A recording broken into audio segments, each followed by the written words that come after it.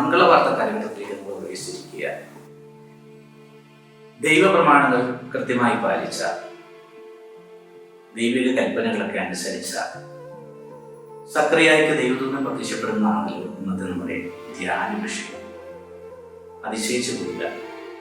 ചേർന്നിരുന്നിട്ടും പ്രമാണങ്ങൾ അനുസരിച്ചിട്ടും കൽപ്പനകളൊക്കെ കൃത്യമായി പാലിച്ചിട്ടും എന്തേ ദൈവം ചില ദുഃഖങ്ങളൊക്കെ അവൻ്റെ ജീവിതത്തെ അനുവദിക്കുക? ചിന്തിച്ചിട്ടുണ്ട് കേട്ടോ. ദൈവദൂതൻ പ്രത്യക്ഷപ്പെട്ട് പറയുന്ന ഒരു വചനം ഒത്തിരിയേറെ അർത്ഥവത്തായി തരികയാണ്. ഭയപ്പെടേണ്ട സക്കറിയ, നിന്റെ ഭാര്യ എലിസബത്ത് നിനക്കൊരു പുത്രൻ ജനിക്കും. നിന്റെ പ്രാർത്ഥന ദൈവം കേട്ടിരിക്കുന്നു. ഞാൻ വിചാരിക്കുക, സക്കറിയ എങ്ങനെ ആത്മഹത്യ ചെയ്തിട്ടുണ്ടാവും? അതിന് ദൂത, ഞാനതിനിപ്പോൾ ഒരു മകന് വേണ്ടി പ്രാർത്ഥിച്ചില്ലല്ലോ.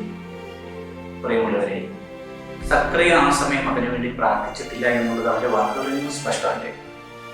അവൻ പറയുന്നുണ്ട്, ഞാൻ വൃദ്ധനാണ്, എൻ്റെ ഭാര്യ എലിസബത്ത് പ്രായം കവിഞ്ഞു വരുമാണ്.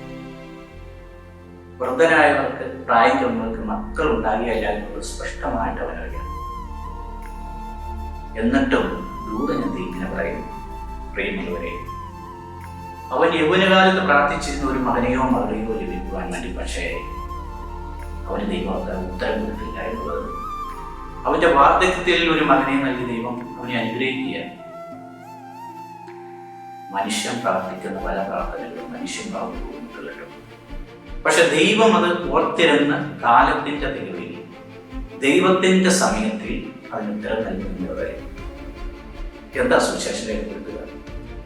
ആ പ്രദേശമാകെ സന്തോഷിച്ചു. സ്നാപകന്റെ ജന്മത്തിൽ എല്ലാവരും ദൈവത്തെ മഹത്വപ്പെടുത്തുന്നു.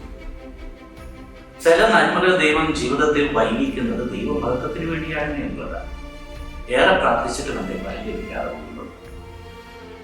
ദൈവത്തോട് ഏറെ ചേർന്ന് നിന്നിട്ട് ഉദാശകളൊക്കെ സ്വീകരിച്ചിട്ടും വിശ്വകുർബാനയും പങ്കെടുത്തിട്ടും എൻ്റെ പ്രാർത്ഥനയ്ക്ക് ദൈവം ഉടനെ ഉത്തരം നൽകാത്തത്. അതിനുള്ളൊരു ഉത്തരമാണ് സക്രിയയും എലിസബത്തും ചെയ്യുക. ദൈവമഹത്വത്തിന് വേണ്ടി ചില ജീവിതത്തിന്റെ നന്മകൾ ദൈവം വൈകിക്കുന്നു. അതിനുവേണ്ടിയാ ദൈവം നമ്മൾ ഉപകരണമാക്കുന്നു എന്നുള്ളതാണ്. ജീവിതത്തിന്റെ ലിഖിതാനുഭവങ്ങളിൽ പ്രാർത്ഥിച്ചിട്ട് ഉത്തരം കിട്ടാത്ത വേളകളിൽ ദൈവത്തെ ശതകിയല്ല, ദൈവമഹത്വം വാഴ്ത്തപ്പെടട്ടെ എന്ന് നമുക്ക് പ്രാർത്ഥിക്കാം. ഈ സക്രിയയെ പോലെ, എലിസബത്തിനെ പോലെ ദൈവം അനുഗ്രഹിക്കട്ടെ.